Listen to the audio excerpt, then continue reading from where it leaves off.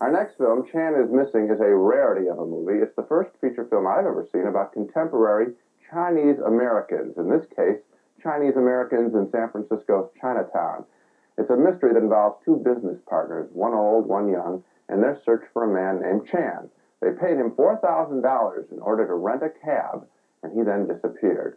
The mystery is beguiling for sure, but the film really gains a lot of its power from the sheer fact that it takes us behind the usual stereotypes in Chinese restaurant facades, which is usually all that most of us non-Chinese really know about Chinese Americans. In this scene, this odd couple of characters, the two partners, knock on the door of Chan's neighbor looking for the missing Chan. The film is shot in black and white.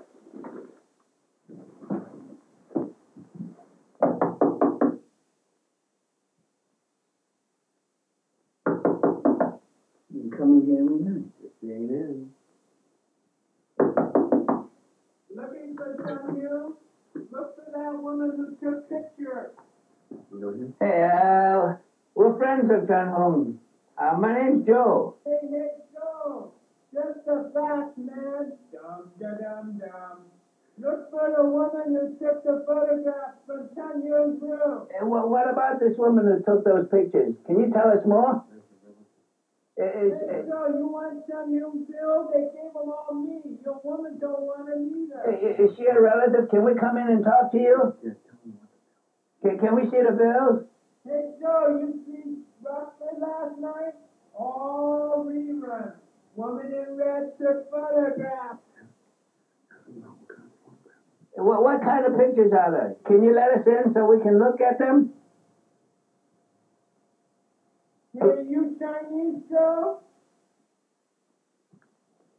Hey, Are you Chinese? I Chinese. I don't like Chinese, though. hey, what about that woman? Is she a relative of Chun Hong? Hey, Joe. You police? No, we're not cops. No, business partners of Chun Hong. You know, I don't want nothing to do with Chinese. Hey, hello. Hey, can we talk to you for a minute, sir? We just need to talk to you. Hey, hello. Hello. Yes. Let's go the other way. Get the Magnum, let's go.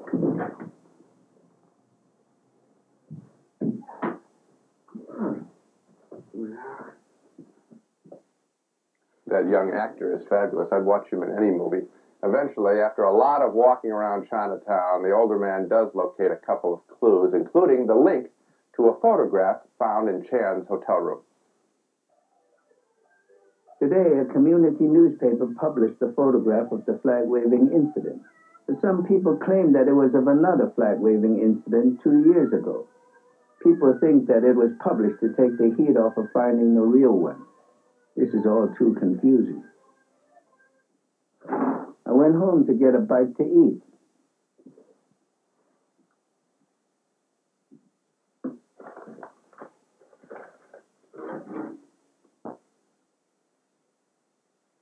There was only a piece of leftover pizza.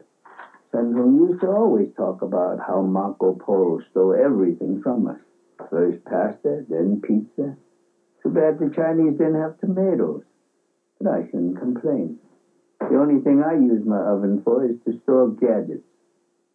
I guess I'm no gourmet Chinese cook, and I'm no Charlie Chan either. Although I did start watching some of his reruns for cheap laughs. Charlie says, "When superior men have no clue, be patient. Maybe he'll become lucky." The next night, I was cleaning out the cab Chan Hung was driving the day he disappeared. I found a letter in Chinese and the gun under the front seat.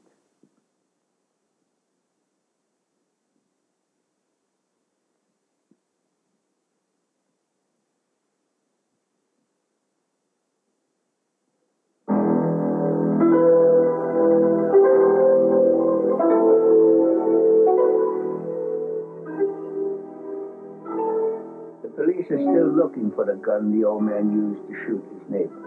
Steve thinks it's the gun I found in Chun Hong's cab. He thinks that Chun Hong was the one who actually killed the neighbor, and that the old man was just covering up for it.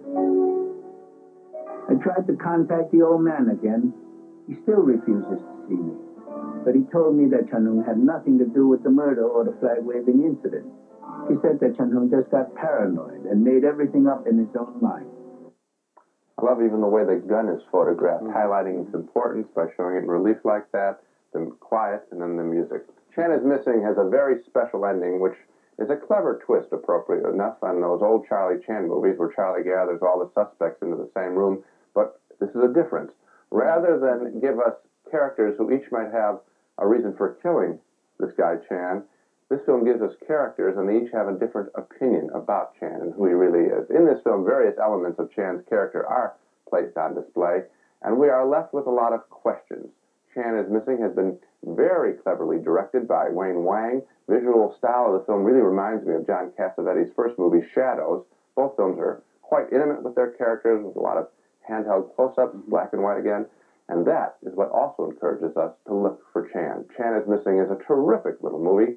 I just hope you can find it in your town. It's in release around the country right now in various art houses, and I loved it too. You know, what I liked about it most was that it was made from inside Chinatown, inside the Chinese-American culture. We never get there. This is the first, as you mentioned, the first Chinese-American feature film made by people who know the subject. Usually what you get is Chinese New Year's with James Bond being chased through the streets of Chinatown and dragons and firecrackers, and all the people are just ciphers and mysteries as far as we're concerned. There's such power always generated by the first in a category, the first look behind.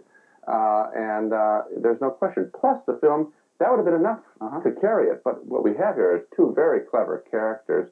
Mark Hayashi is the young man. Wood Moy is the older, the young man. Wood Moy is the older one. This is a very clever bit of casting, very sharp people. It's a funny movie. It's intelligent. Also, it is about Chinese Americans in the sense that there are a couple of great scenes where they're talking about how a Chinese person would say it this way, an American person would say it this way. You've got to know the clue in order to understand what's really being said. It's a fascinating movie. I hate to say it's educational. That makes it sound terrible, but I learned a lot about. We're ignorant. Okay, so it's a double recommendation, I guess, on that one. Yeah.